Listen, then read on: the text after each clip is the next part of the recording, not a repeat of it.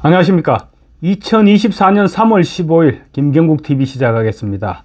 이재명 대표가 또 이상한 말로 국민들을 현혹시키고 있습니다. 막말 논란이 총선을 앞둔 정치권을 뜨겁게 달구고 있는 가운데 어제만 해도 민주당 정봉주 의원과 국민의힘 도태우 후보가 막말 때문에 후보직을 박탈당했습니다. 이처럼 막말이 총선 최대 이슈로 부각된 가운데 이재명 대표 또 이상한 말을 하고 나섰습니다. 어제 세종시를 방문한 이재명 대표는 1번, 그러니까 민주당이죠. 1번을 찍지 않는 것은 곧 2번 국민회의를 지지하는 것이다.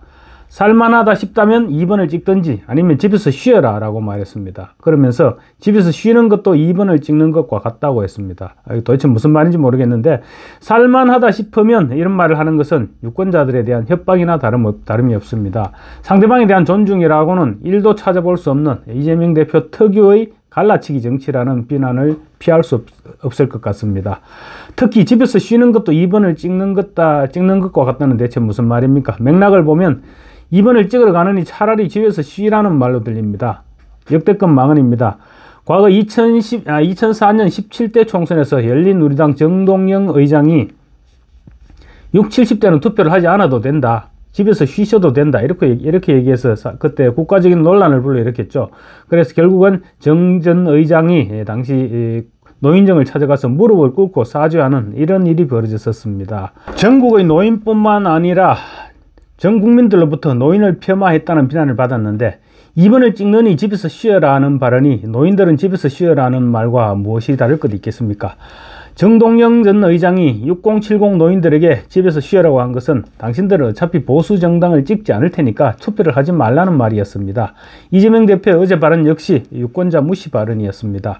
이찍, 그러니까 지난 대선 당시 2번 윤석열 후보를 찍었던 사람들을 민주당 강성 지지자들끼리 낮춰서 비하하는 표현입니다.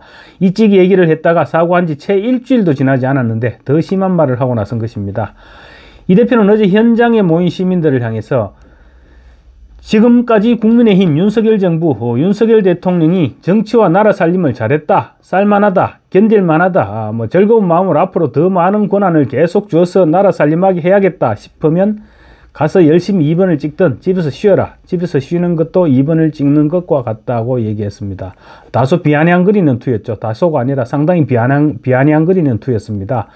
투표하지 않고 포기하면 거들 편을 드는 것이다. 이런 말을 덧붙였는데, 그렇지만 윤석열 대통령이 잘한다고 생각하면 이라는 말이 전체 맥락의 전제로 깔려 있었다는 점에서 2번을 찍을 사람은 집에서 쉬라. 투표를 하지 않아도 된다는 말과 일맥상통한다고 할 수 있습니다. 이 대표의 이 같은 발언에 대해 유권자를 정면으로 무시하는 반민주주의적 의식이라는 비난이 들끓고 있습니다. 이 대표는 또 지난 11일에는 충남 홍성시장 연설 등을 통해서 윤석열 정권을 폐륜 정권 이렇게 비판했습니다. 그러면서 국민 무서운 줄 모르면 회초리로 때리고 회초리로도 안 되면 몽둥이로 때려서라도 정신 차리게 해야 한다라는 논란성 발언을 이어갔습니다. 이 대표가 이처럼 논란이 예상되는 발언을 일삼는 것과 관련해서 연일 지금 문제가 되고 있는 비명횡재 공천을 희석시키기 위해서 일부러 도발을 하는 것이 아니냐, 이런 의혹까지 제기되고 있습니다. 국민의힘 박정아 대변인은 쏟아지는 숱한 막말 속에 이번에는 이재명 대표가 직접 숟가락을 얹은 셈이다. 직접 사과를 했다지만 사과받은 사람이 없었던 정봉주 후보와 이찍 발언에 대한 사과가 무색하게 똑같이 같은 막말을 내뱉은 이재명 대표가 다른 점이 무엇이냐, 이렇게 비판했습니다. 맞는 말이죠. 앞서 민주당은 어젯밤에 목발경품 막말 논란에 이어서 거짓말 파문까지 불러일으켰던 정봉주 전 의원에 대해서 결국 공천을 박탈시켰습니다. 지난 11일 현역 박용진 의원과 치른 경선에서 힘겹게 승리한 지 불과 3일 만에 공천장을 잃게 된 것입니다. 이재명 대표는 어제 그제까지만 해도 정봉주 전 의원의 막말 파문에 대해서 오래전의 일이고 본인이 반성하고 있다, 이런 이유를 들면서 덮고 지나가겠다, 이런 의사를 피력했었는데 파장이 갈수록 심각해지니까 마음을 바꿨던 것 같습니다. 그런데 정봉주 의원에 대한 공천을 취소하면서 민주당은 2위 박용진 의원으로 대체하지 않고 서울 강북을 지역구를 전략적으로 선정키로 했습니다. 박용진 의원에게는 절대 공천을 줄 수 없다는 얘기죠. 이재명 대표가 전략 공천을 하겠다는 얘기입니다. 당은 당규상 교체는 할 수 없다는 게 민주당의 설명입니다. 그렇지만 지난 총선에서도 문제가 제기된 후보의 공천을 취소하고 경선에서 2위를 했던 후보에게 공천장을 줬던 사례가 있습니다.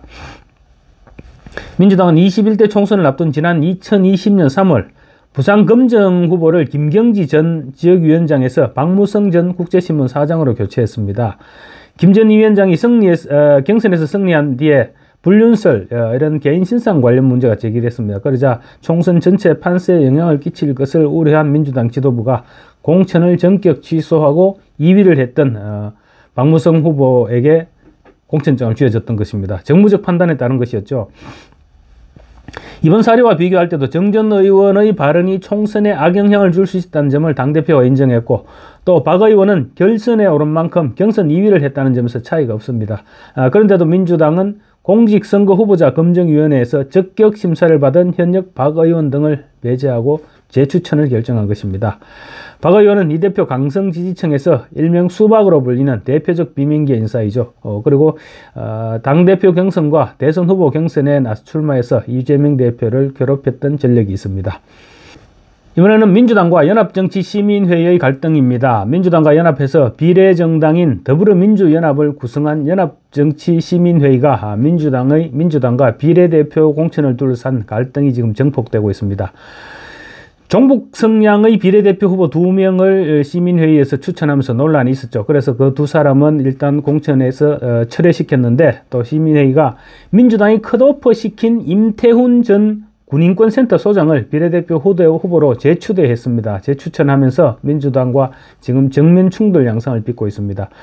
시민회의 국민후보심사위원회는 조금 전 보도자료를 통해 임 전 소장을 다시 추천하기로 만장일치로 결정했다 밝혔습니다. 그러면서 임 전 소장에게 국민후보가 될 수 없는 어떤 결격 사유도 발견할 수 없었다. 심사위가 긴 수기 끝에 내린 결론을 존중해서 임 전 소장에 대한 부적격 결정을 철회해 줄 것을 강력히 촉구한다고 밝혔습니다. 민주당은 지난 13일 양심적 병역 거부자인 임 전 소장을 병역 기피라는 이유로 컷오프한 뒤 임 전 소장이 제기한 이의 신청도 받아들이지 않았습니다. 그러면서 시민회의에 15일, 그러니까 오늘이죠. 오늘 오전 10시까지 다른 후보를 추천하라고 통보했는데 시민회의가 정면으로 거부하고 임 소장을 다시 추천한 것입니다.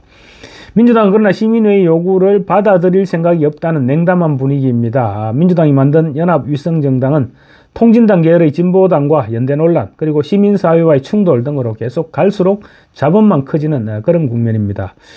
조국혁신당이 지금 비례대표 지지율에서 민주당을 추월하는 등 상황이 지금 심상치 않게 돌아가고 있습니다. 그러자 민주당은 연합위성정당의 논란 요소를 가급적 제거한다, 이런 명분 아래 비례대표 후보 속간내기를 강행 중인 것입니다. 그래서 지금 사실은 민주당과 시민사회의 갈등은 예고된 갈등이다, 이렇게 볼 수 있을 것 같습니다.